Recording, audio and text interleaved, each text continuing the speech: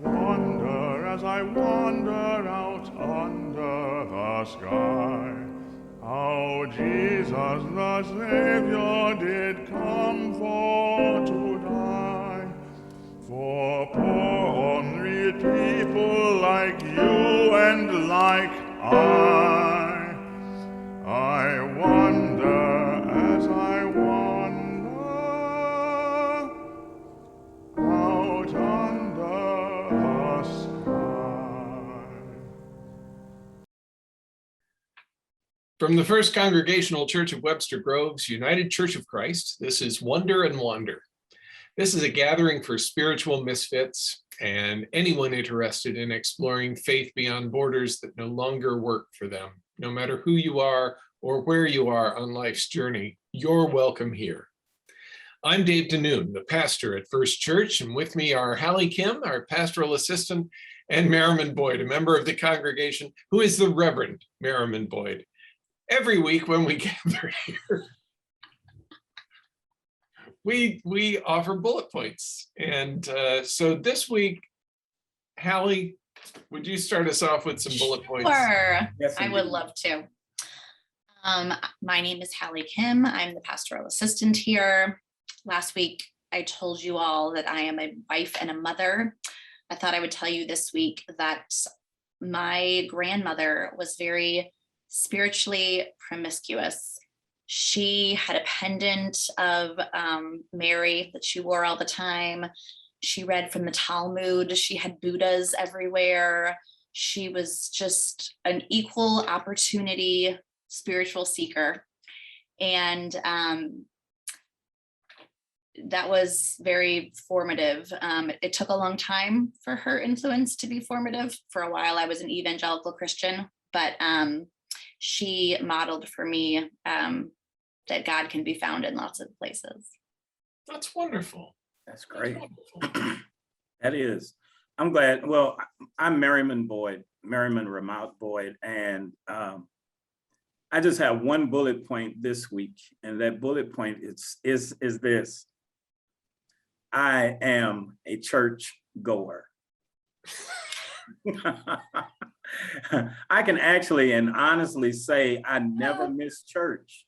If I miss church, I'm in someone else's church, but it's always a church where I find strength from the message, or maybe a commitment that I have. Someone's asked me to go. I remember a long time ago, I missed church one time. It was because I was on a honeymoon. But I got in trouble because I said, let's go to church. Oh my goodness. May I? Yeah. Please. I have 2 bullet points, and they're both based on your bullet points, because I guess actually I have 3 bullet points, and they're all based on your Go ahead. points.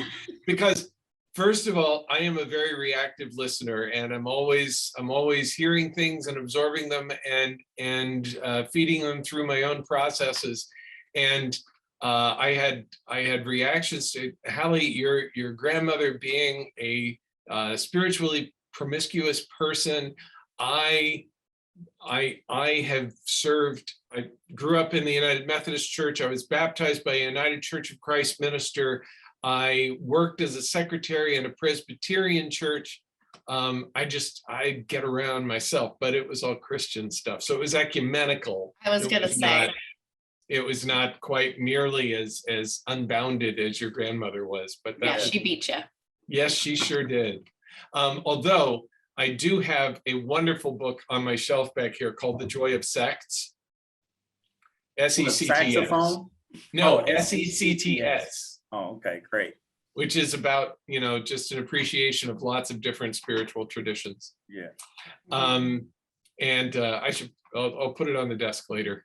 Some point where one of you is talking and the camera is just completely on you, I'll sneak back and The Joy of Sects will suddenly appear there on my desk. The other thing was Merrimon I heard this song once and I only know the chorus, but it's to the tune of When the Old Man Died, and it's the song about the Sunday school pin. Did you have Sunday school pins when you were going to Sunday school? Yes. And every year for perfect attendance, they would give you Yes. another year, and and so the chorus of this song goes, 40 years without missing a single service, 200 years of religious fervor were cut short when I fell and broke my shin, or because I tripped on my Sunday school pin. I never heard that before. Wow, how ironic that the Sunday school pin would be the downfall of perfect church attendance. I know, isn't that something? Yeah, or the honeymoon. Or the honeymoon, yeah. Or grabbing the Bible. Only you all know what I'm talking about. Oh, the stories we could tell, but we will refrain because we have business to do. We have topic to discuss. And today the topic is the church. Yeah. Specifically, the purpose of the church, and maybe what is not the purpose of the church. Why go to church? Because, we're some very liberal thinkers here, progressive thinkers, and we've got all of these questions in front of us. I remember having sat down in a group of clergy once, and the question before us was, what is the purpose of the church?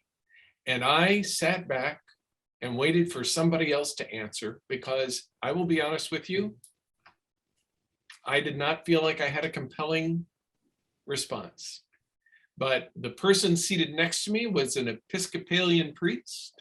Wow. And she piped right in and said, the purpose of the church is the transformation of the world. And I have held that with me ever since, because I have, upon reflection and discussion, I do believe that that is the purpose of the church. And if you have taken a look at the series, Progressive Christian Primer, the one on the purpose of the church, that's what I've stated as my purpose. And the thing about transformation being the purpose of the church, now every Christian's going to say, we're all about transformation. Everybody wants to be transformed. Because we've got to change our ways. We can't stay the way we were. If you're just watching the Wonder and Wonder chapter 6, we talked about sin. Nobody wants to stay there. Everybody wants to get better. But there's a difference in the way that we talk about it in the progressive church from the way that it's talked about in virtually any other Christian tradition. And in any other Christian tradition, it's the transformation of the individual person, and collectively then, the transformation of the world, the conversion of the world. We're talking about conversion in that case. Whereas in the progressive church, we are focusing more surely on the transformation of the world itself from one mode of being to another. Sounding maybe a little like George H.W. Bush talking about a kinder, gentler nation. Here we're talking about a kinder, gentler world. And that may be the only time when you will find me and George H.W. Bush agreeing with each other, at least rhetorically.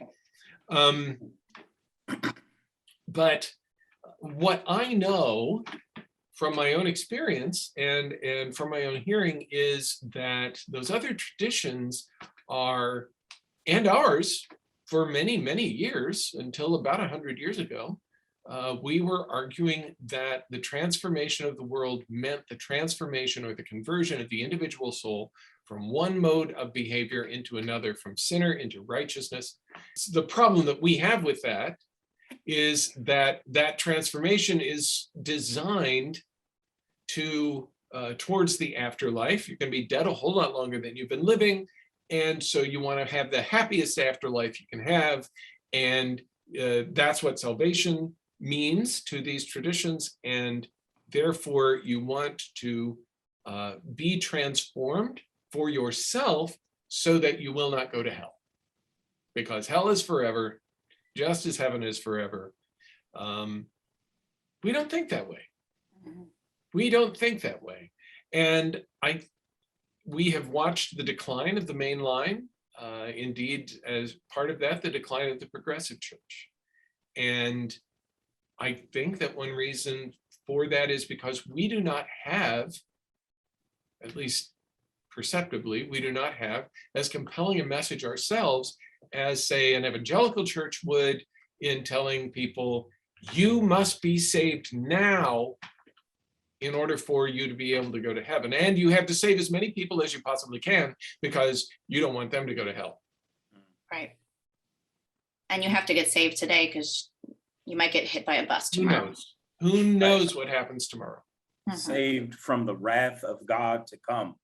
Right. There is an immediacy to the message that demands an immediate response. Yes. Yeah. Wow. Yeah, we don't have sinners that. in the hands of an angry God. Sorry, you were saying, Halley, please. Well, no, I think that was the end of that thought. Merrimon, you said for your bullet point today that you are a churchgoer. Yeah. And what happened in my reactive listening to that was that I have been a passionate churchgoer, and I have also not been a churchgoer, and it hasn't been linear. It's not like, so I started going to church when I was 16, and it's not like I've gone to church every day since I was 16. And there have been seasons where I've wanted to go to church so much, like when I was in high school, that I lied to my parents about where I was going because they did not want me to go to church, but I really wanted to go. So I lied in order to get what I wanted. And that was my wacko teenage rebellion. But then, you know, I've also had a lot of. Halley, may I just say that's adorable. Thank you. Thank you. Yeah, that's a good one. I you know, I was kind of happy, but then at the same time, reactive listening, I'm like, man, well, I guess that's what has to happen sometimes. Lied to go to church. Yeah. I also lied to go to Bible study. Wow. Yeah. Okay, I'm sorry I interrupted. That's okay. That's okay. So that, but then over many years and circumstances, church became a painful place to be. And then, you know, had a long season of, no, I don't want to go to church. And I'd much rather stay home. So I think that there's definitely a need for the progressive church to come up with better messaging for the transformation of the world, because when I look at the timeline of my Christian faith, I have cared about the transformation of the world more and more. That has been fairly linear as I have gotten older, and hopefully wiser. And yet I think there's a lot of people who just have such a negative association with the church, but they care about the transformation of the world. So there's a disconnect there for the progressive church, and it's a huge challenge. How do we be an entity that is serious about the transformation of the world, and it's also a safe place for people to be and an appealing place for people to spend their time? Yeah, that's true. Yeah. Yeah. So as a Christian, an ecumenical Christian, I started to visit a lot of different churches in my church going. But I want to say that for at least 18 to 22 years, it was one single church because I pastored a church 2 years as an interim, well, the minister in charge, because you couldn't be interim and become pastor, but they lied and they did something to make it possible for me to become a pastor. And they changed the wording. I became pastor after 2 years. So for at least 18 to 20 years, one church. And I say that to say there was a progression.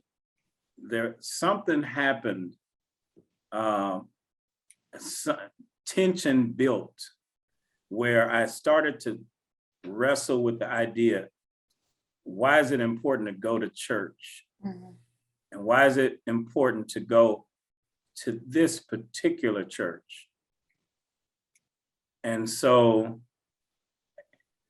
being a progressive Christian, more so than being a liberal one, I recognize that God is still speaking and things are changing, and the way we say things, the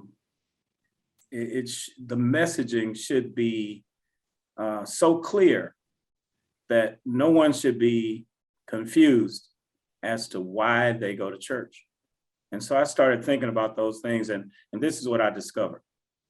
As I go to church, or as I am involved, I am progressing. There's something else that's happening that's making me want to be in that community and in that situation. And that situation and community is repairing the world.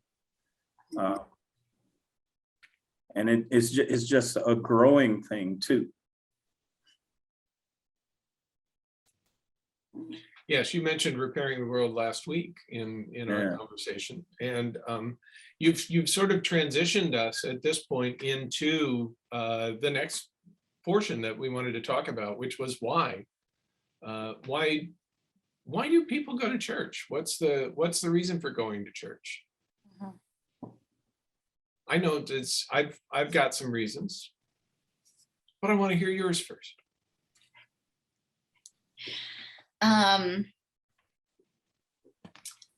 So I've been part of 12 or 13 churches since I was 16. Goodness. Yeah, I know. I get around. And some of them I loved, and some of them I hated. But let's not dwell on that. The ones that I loved, and I just absolutely loved being there on Sunday, and it was a joy. I went for a few reasons. I went because of the worship. And when I say that, I mean the music.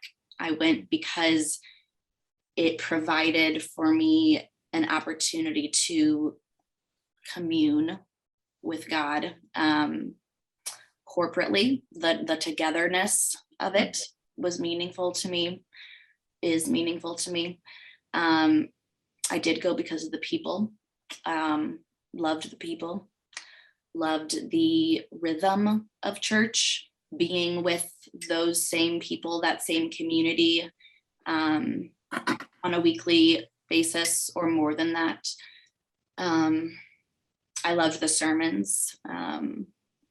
I loved learning things in the sermons. I loved having something to chew on for the week. Communion, that's always been my favorite part of church. I think the disciples of Christ are doing something right. Weekly communion. My faith has always felt the most alive with communion, and so that took me to church. Those were some of the reasons. So I'm gonna just say one reason, because like Halley, I have a ton of reasons, but the one that just kind of obliterates every other thought is, this may sound crazy, but maybe it's not crazy. I really felt that I was being saved every time I came to church. You know, because and I really do think when I came to church, it was a better atmosphere in church than it was to me in the life that I was experiencing when I was not at church. And so church, even today, even though life is going really well, I'm not, to the point where there's panic, but, but there is pandemic. When I come to church, I feel that I get this energy, I get this wholeness, I get this, this revival of my soul when I come to church. And you're saying that it's church, salvific. Yeah, and that it provided a relief from the circumstances of life. Yes. Yes. So that's it. That piece right there, I have a ton of reasons why I come, but I think that one is the one, that desire to live again. That's an interesting contrast. This is not my reason, but this is a reason that I've often heard, being a pastor, that people are often arriving at church needing a safe harbor. Needing a if the exterior world feels to them like a storm, or like just a place that they don't feel safe, the church provides that sense of comfort, of sanctuary, and of safety. I can see how that would be the case. Growing up in the church as I did, having to go to church every Sunday, whether I liked it or not, usually my little goody self enjoying it,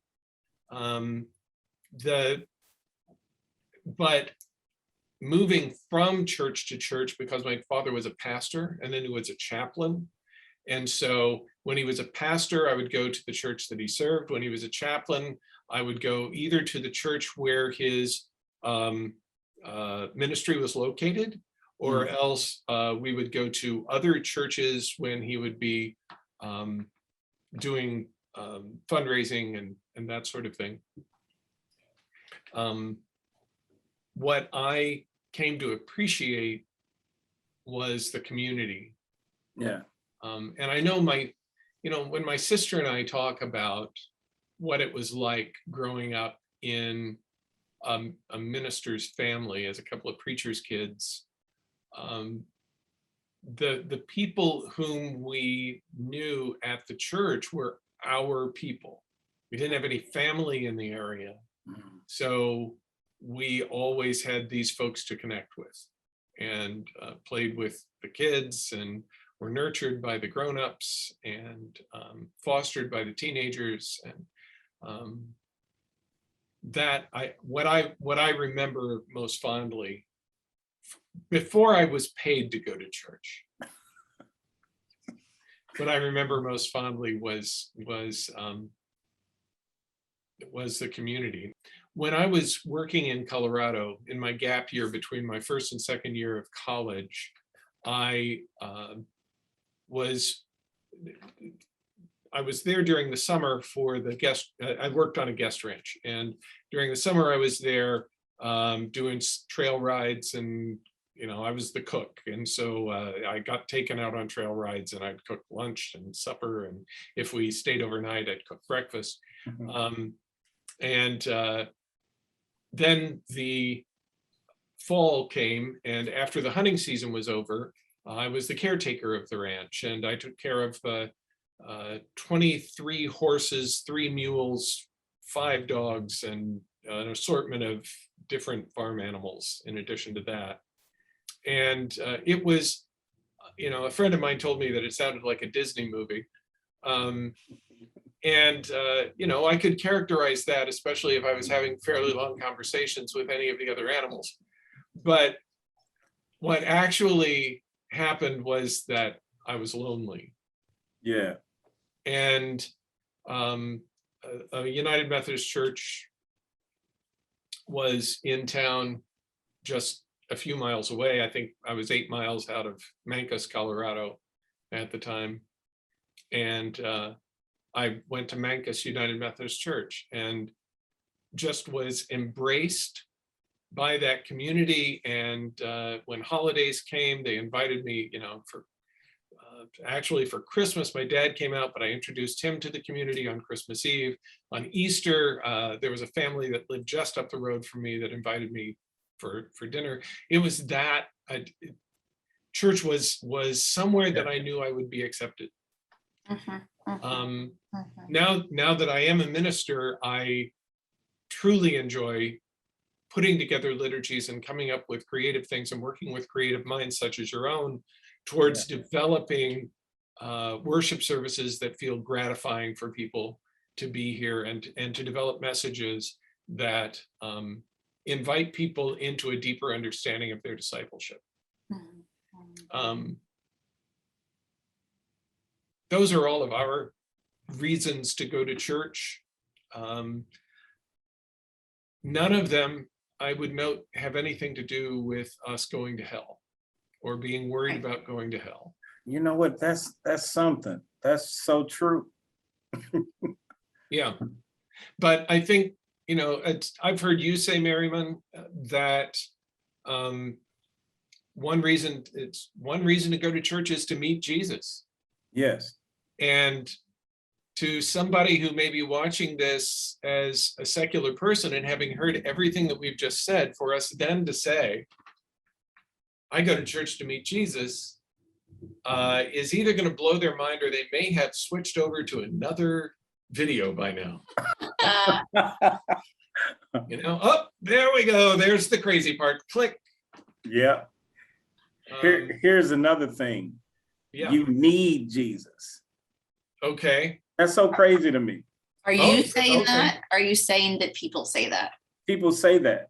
All right. You need Jesus. Because there was a whole bunch of people with their fingers on the clicker just then, on the mouse. Oh, no. Oh, no, I'm still here. Thanks for staying, everybody. So what's wrong with that, Merrimon? It's a lot wrong with that. I growing up in church and going to church every Sunday, and meeting a lot of different clergy from I'm speaking from a traditional African American understanding of needing Jesus. It had gotten to a point sometimes that the comedians would talk about, you need Jesus. I think it was D.L. Hughley. They used to always talk about that, but he did get it from his upbringing. His upbringing is Baptist. And then there are other comedians I can name, even some that I've shaken hands with, that would kind of riff on preachers, Black preachers, because the conversation comes up, you need Jesus. And that conversation was a conversation that taught the reason that we need Jesus is because Jesus is the way, the truth, and the life, and the only way you can get to God is through Jesus, and that scripture reference, I think, is John 14. I can't remember the exact verse, but I know it's in John 14, but I am the way, the truth, and the life, and anyone who comes to the Father must come to the Father through me. Yep. That teaching would exclude anybody else who did not come to God through Jesus. And I think there needs to be, what happened was I had radical discussions with everybody who thought that way. And it didn't always end up in a nice dialogue. So this is what I think. You can come to God, and there are so many people in the world that have come to God and know God. And if I said, I need Jesus' example. Jesus reveals who God is and how God participates with humankind. And I believe that I learned how to recognize who God was, who God is to me, based upon observation of the life of Jesus Christ. It's not because I was afraid that I was going to hell, which is that thought when someone says you need Jesus. Right. They're If you saying, don't have Jesus, you're going to hell. right. They're saying you need Jesus's blood. You're saying you need Jesus's example. You personally. Yeah. I like how you said that. Yeah. He reveals God to me. Yeah. Yeah. Something that surfaced for me when we were talking about why we go to church was that, and I think this is part of the transformation of the world, that I think some of us go to church, and I would include myself in this, for acceptance. And I think that's transformative because there's a lot of spaces where that's very conditional. And unfortunately, many churches have become that place where acceptance is very conditional. But in my early days of church going, I went to church because I could totally be myself there. And I recognize now that a lot of that was because of my privilege. But at the time, you know, as a high school kid who felt a little awkward, this was in a very expressive worship community, and you know, I could cry, I could laugh, I could have my hands in the air, and you know, I just felt so free in church. And until later, when I didn't, because my being a woman affected the level of acceptance I could get in that church community. And, you know, I think part of the messaging that we have to work on as the progressive church is that, and because there's so much harm that's already been done to the church's reputation, because the church as an institution has blown it so badly for so long. But that idea that, you know, I don't know if this is an evangelical phrase, but that idea of like, come as you are, and for that to be a real thing for everyone, I think that's compelling. I think that's transformative. And there's just so few, well, I don't know about so few, but there's not enough churches where that's really true, where you can come as you actually are, your gender, your sexual orientation, your race, your wealth or lack thereof, your ability, etc., and be radically accepted and welcomed. And I mean, I think the progressive church is still working on that too, even though And we're trying really hard. We're trying really hard. Every individual incarnation of the progressive church that I've been a pastor of or a member of has been working really hard to do exactly that, to be as generally open and welcoming and affirming of everyone that it can be. Yeah. Hey, Dave. Yep. So why do, and I have to say it to you because I want you to strike the hammer on this one. There's this other wording and phrasing that we talked about, and that is you need a personal relationship with Jesus. I think that sends a message unclear to a lot of people. Historically, there is the idea of having a personal relationship with a God, and the problem with that association with the Christian understanding of a personal relationship with Jesus is that the personal God, in the case of Greeks, if you read Homer, or even if you read the Bible and you skip back to the portions about Jacob courting Rachel, and actually being married to Rachel, his father-in-law was not a believer in Yahweh. The father-in-law was someone who had his own personal gods, and he kept the little figurines that represented these gods, and would pray to them in order to be able to get what was needed. And that personal relationship with those gods meant that those gods would, in effect, those gods would serve the individual. Those gods would make sure that good things happened for the individual. And the perception may be that if one has a personal relationship with Jesus Christ, that then is going to open all kinds of doors or make all sorts of things magically possible. By contrast, I hope that what people are actually meaning to say is that they are working on a heart-based relationship with the divine, so that they have some sense of the direction in which they ought to go to be most pleasing of God and the truest disciple of Jesus. I think that's I hope that's what that means. Right. And it's just so much to unpack, though. That could be its own episode here. Yeah. It is.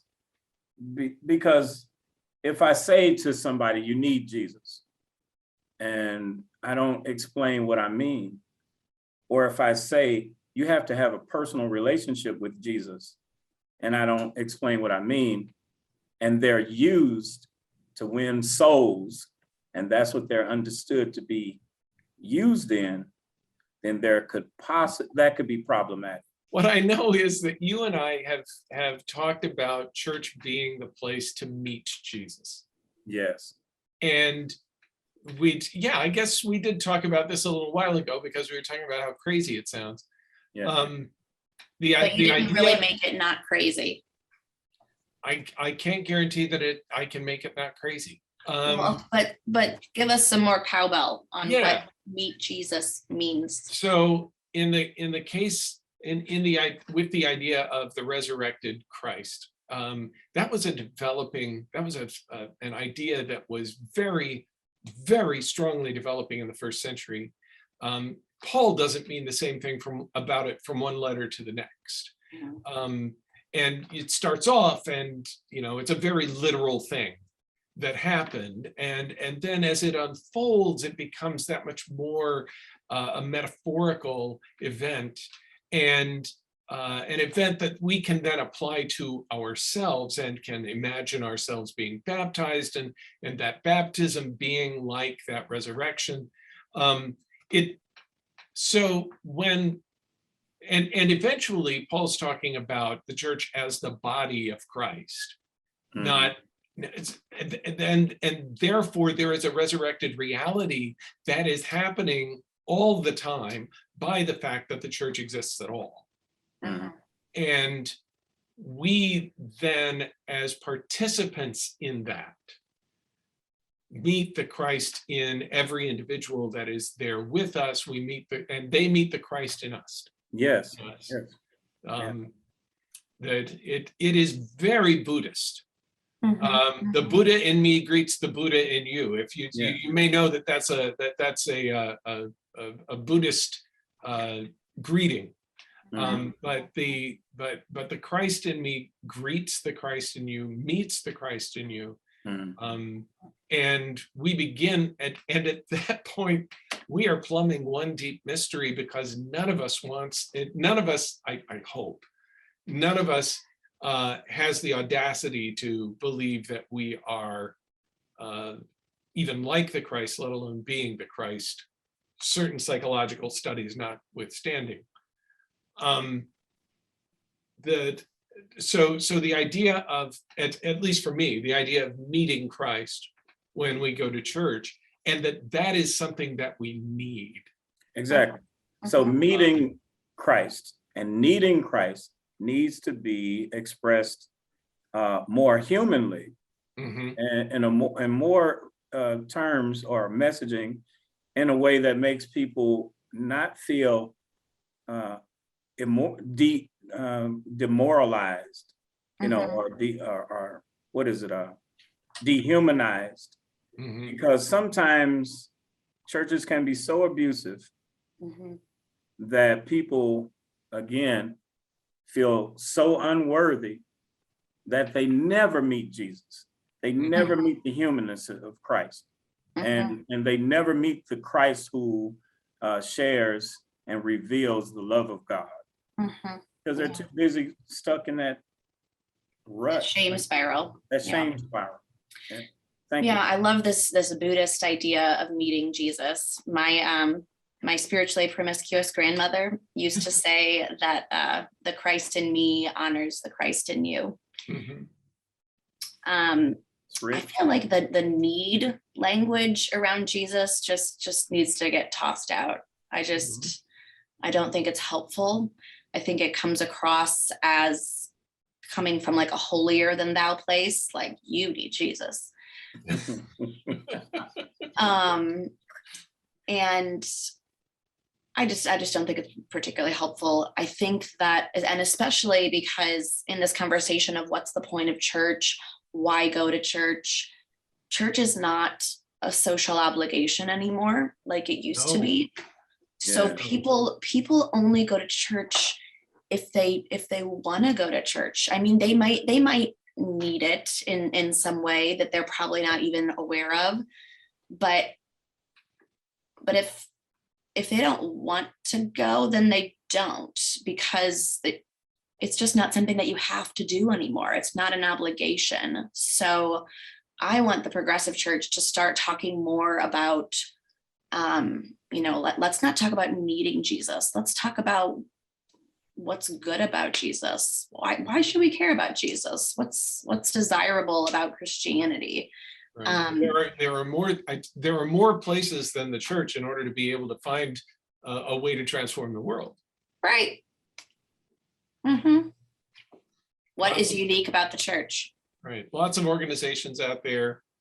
The Elks, the Lions, the Kiwanis, the Rotary, Alpha Kappa Alpha, Alpha Phi Alpha. Might I say Phi Beta Sigma? Thank you, because I was like, what? Oh gosh. Well, There's Sure, organizations that do not necessarily have they're not faith-based organizations. They are Right. organizations which are designed to be of help to the rest of society, but they are not faith-based. So why go to church? And I think actually in another conversation with you, Halley, you put it perfectly. Why go to church? Why not just go to brunch? Yeah, I like that, because it makes it easier to find a good reason to go to church. Yeah. To worship God. You can worship God at brunch, but in the church, there's a whole different way of worshiping God. Yeah. Yeah. You can worship God at brunch, but the thing that I hear the most is, well, I can worship God best by going for a walk in the woods. Yeah. I hear that too. I personally think that's legit. You can. There's a I Wendell. don't deny it. I'm just annoyed when people use that as the reason why I don't get to see them on Sundays ever. Well, we have to make the church as good as the woods, I guess. It is. Okay, but the lack of attendance on Sundays shows that a lot of people aren't convinced. There's a Wendell Berry quote that I think is, there are no secular places, there are only sacred places and desecrated places. And I love that. And I just think that's true. Like, I just don't buy it that, we can only worship God or meet with God in a church. Like, it has a lot to do with what you said earlier about desire. There's I don't know about everyone else, but I really desire to be in the community with people who are coming with that intention to worship God. Yeah. Now, I can do it outside, but I don't want to be cold. I want to be on the inside, or I don't want to be too hot.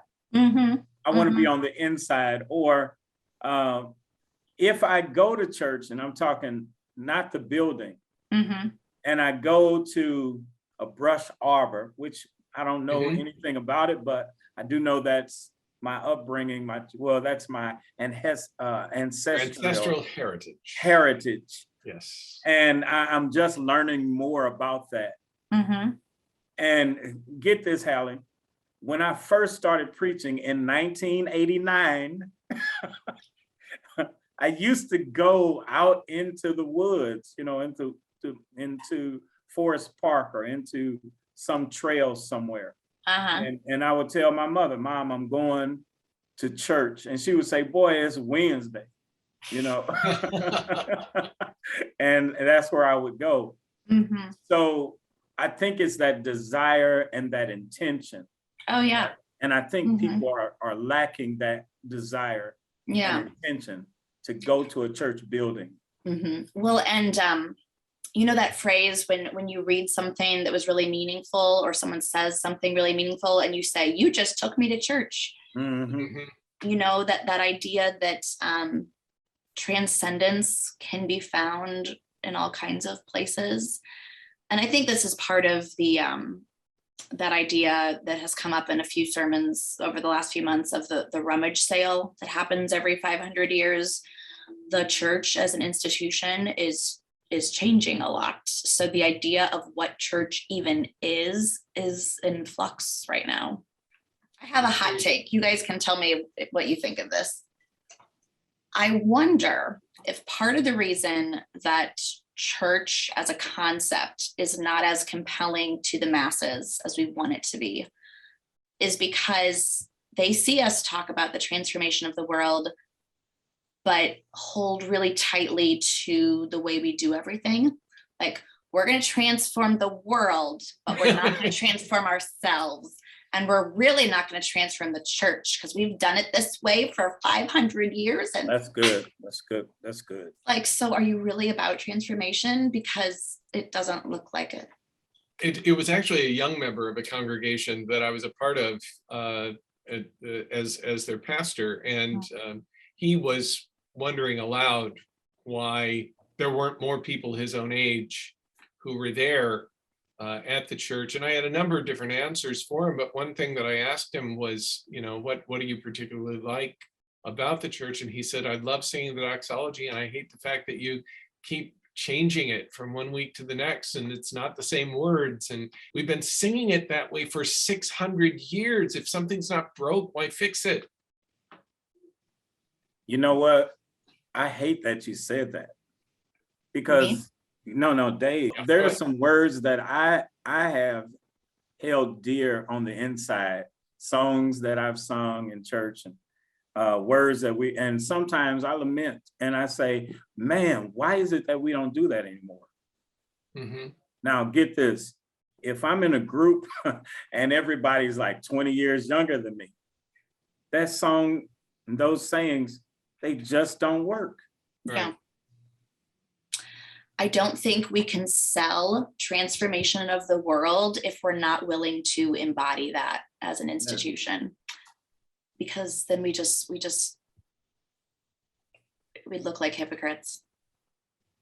I had one of the most exciting times that I had in when I was in West Africa a few years ago was going to worship on Father's Day morning the whole time. There was a praise band that was at the front and was playing, rather contemporary music. Then they were joined by some singers, and so then we had the young people's chorus that was singing. They finished, and after a series of announcements, the pastor announced that the senior women's choir was going to sing, and 30 voices, all of them seated, mind you, because not all of them were able to stand, were now joined in chorus together and sang. then the young women's chorus got up and sang, and everybody sang from their own time period, but sang with such robustness and spiritedness. That would be neat. It was inspiring, and Yeah. you know, they were doing, and it was always the women's choruses because it was Father's Day, but to hear from all of those different generations singing their own songs Mhm. in the Mhm. same service, I thought was precious. Mhm. Yeah. Mhm. Yeah, I love And that. that's progressive. That's the it church is. progressing. It is, and it's also communitarian. Yes. And you know, the songs that they were singing about the transformation of the human soul and of the world, and um, just a beautiful thing, just a Mhm. beautiful thing. And it could, let's be honest, it could only happen in a church. It could only happen. And that's what I was thinking. Oh gosh. One of our church members said in a meeting we had recently that we're very progressive in our mindset and very conservative in our tradition. Mhm. And most of my church going experience is from churches that were the complete opposite of that, conservative in mindset and progressive in tradition or practice, shall we say. Yeah, practice. And what I want to say is, can't we be progressive in everything? Wouldn't that be nice? Let's do that. Yes. That would be. Yeah. That's compelling to me. When we talk about church, we invariably talk about worship, and we weren't going to talk about worship in this particular setting anyway, but I'm not sure we can get away from it. One of the things that we would tell you is that the one reason to go to church is because worship is good for you. Yeah.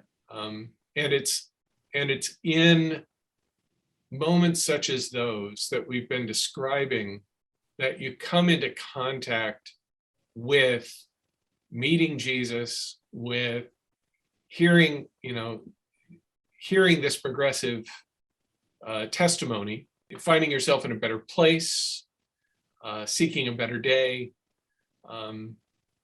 All of these, I think, are the beginning of that transformation that the church is called to be.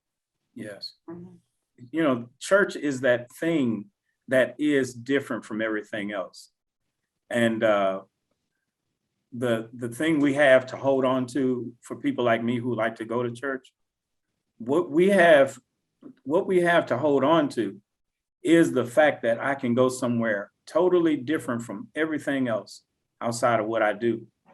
That was instituted for me, and that is church. I don't know. When we do our worship conversation, we'll have to talk about this more in depth, but I have not arrived at a progressive understanding of like, I'm going to go worship God. I'm like, hasn't that guy been worshiped enough? Like, what is all this like worship God, give God glory? I cannot with all of that. And don't edit this out because I'm not. No. We want the voice. We want the voice. That's fine. And the question needs to be there because we're actually going to talk about that. great. Let's do that. Yeah. Yeah, I think it's a great conversation to talk about worship. And I really do believe a lot of people really have that idea. I can worship God anywhere. Why is the church so important? Mm-hmm. And I think that's a question that's just going to be out there until Jesus comes back with salvation. We will leave that particular question for another time. I do Yeah. want to circle back a little bit. One of the things that we had discussed in planning this was about the difference between the church and those socially beneficial organizations, church and other nonprofits. But in particular, those other organizations. You mentioned, Halley, that there was a time when, as I've stated before, when it was not a matter of where you would or whether you would go to church. It was a matter of where you would go to church. That there was a time in at least American history when people were saying not or were genuinely asking, what church should I go to? Because the expectation was that you would go to some church. Right. The problem that developed from that, according to Dr. Martin Luther King Jr., was that church then became a social institution or a social club rather than being the transformational instrument of God in the world.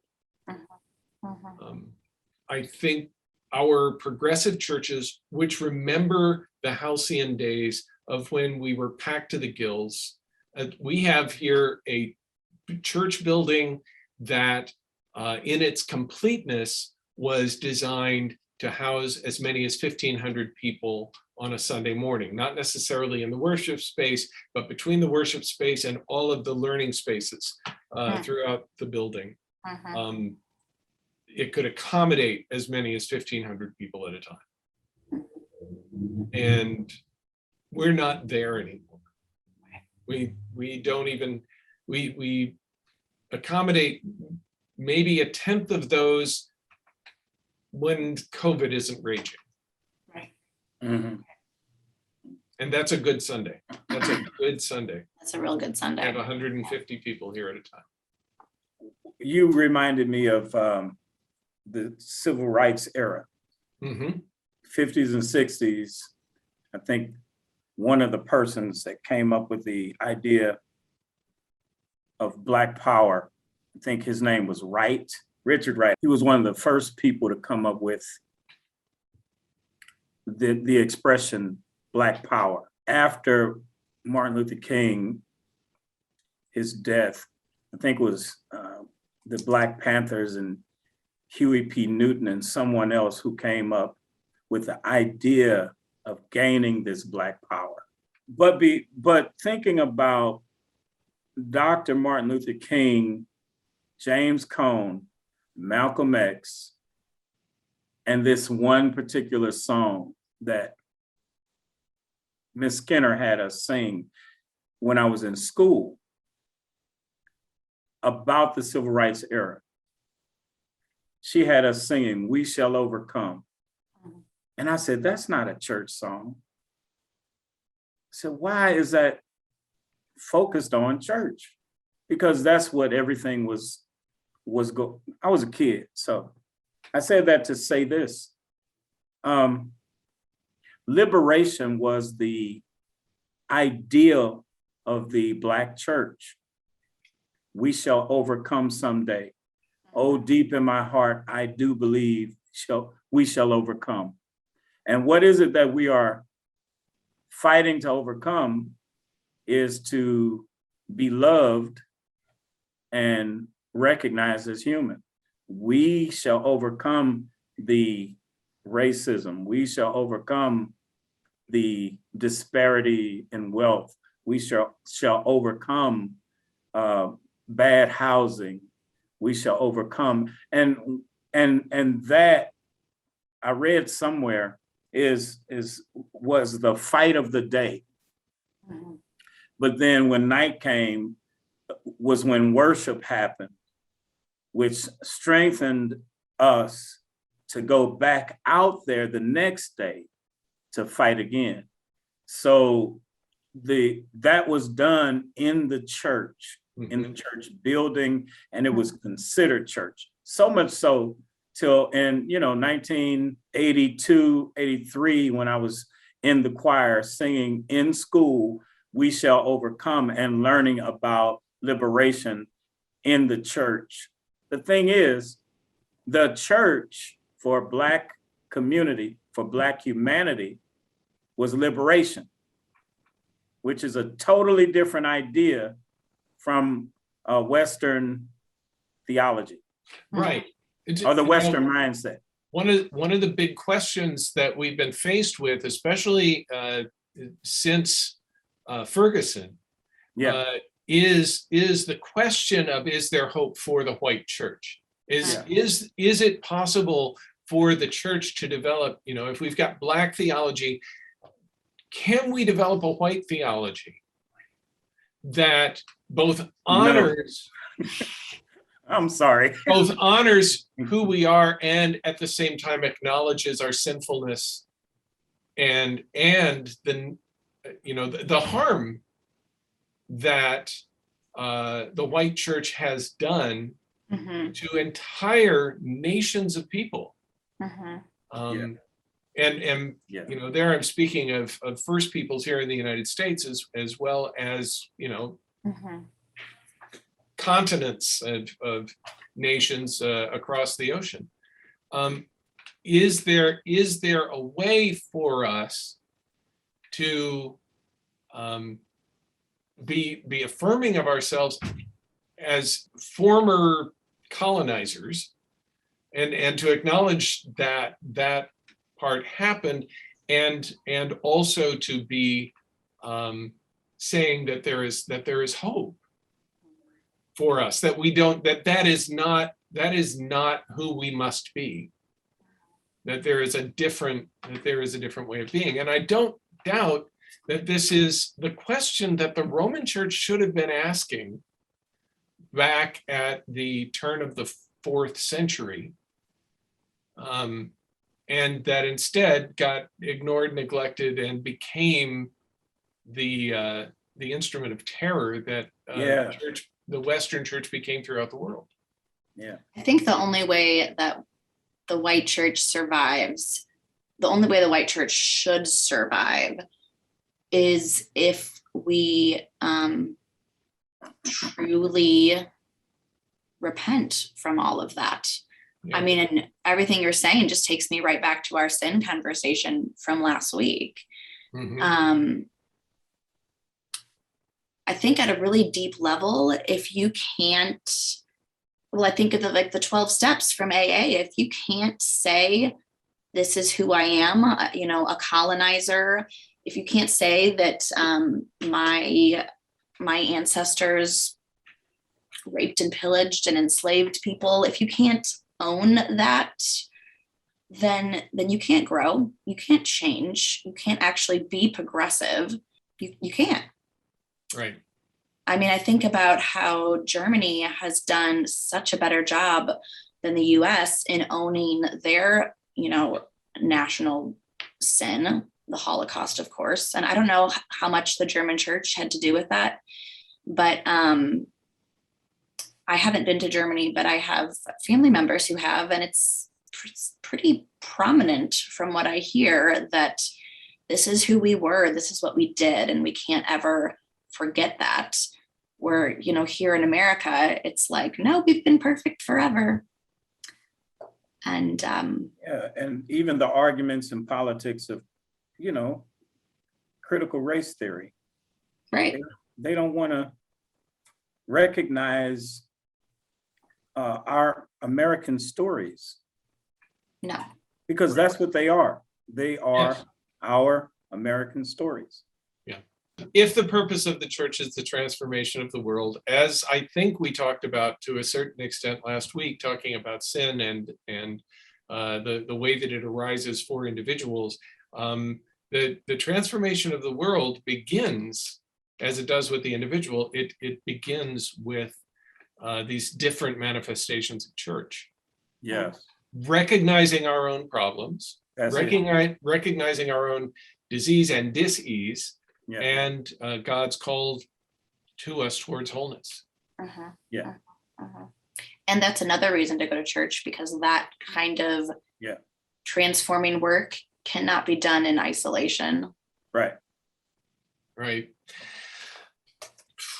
Wow. But that's right. That's that makes church pretty scary.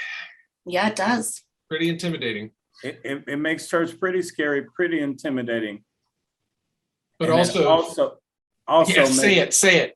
Makes church so much more unique. Okay. Yeah. I don't know what you were looking for. I was going for rewarding. Oh yeah, that too. Because when you get to the places when you begin to have your mind blown or your consciousness expanded. Yeah. It just makes you want more. It's like David Freese at the end of the 9th inning of the. Right. Getting your little star. You just watched it, and it was a home run, and it was the end of the game, but you just wanted more game. Yeah. Right. High risk, high reward. High risk, high reward. One of my patron saints is Rachel Held Evans, who I've mentioned here before. And she said once that church should be a place where everyone is safe, but no one is comfortable. And man, people really like their comfort. Yeah. But we're not going to transform the world if we're comfortable. You know what? Rachel deserves the last word there. I think so. I think that's a good place to finish our conversation for this week. We want to thank everybody for joining us for Wonder and Wander. I won't say it on behalf of Merrimon or on behalf of Halley. I'll let them say farewell to you themselves, but thank you for joining us this week. Thanks Bye. for being here. Thanks. Bye.